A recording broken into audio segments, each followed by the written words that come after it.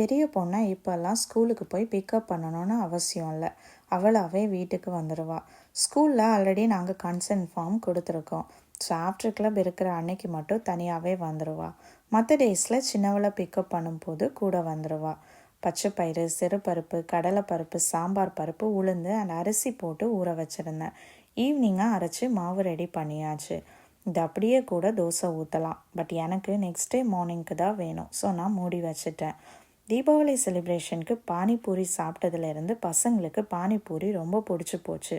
அன்னைக்கு தான் அவங்க ஃபஸ்ட் டைமாக சாப்பிட்டது. இப்போ பானிபூரி அவங்களோட ஃபேவரட் ஃபுட் ஆகிடுச்சுன்னு அவங்களே சொல்கிறாங்க.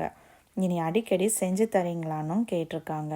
தீபாவளிக்கு செஞ்சது போக பானிபூரி பேக்கெட்டில் கொஞ்சம் மிச்சம் இருந்தது. இப்போ ஃபுல் பேக்கும் ஃபினிஷ் பண்ணியாச்சு.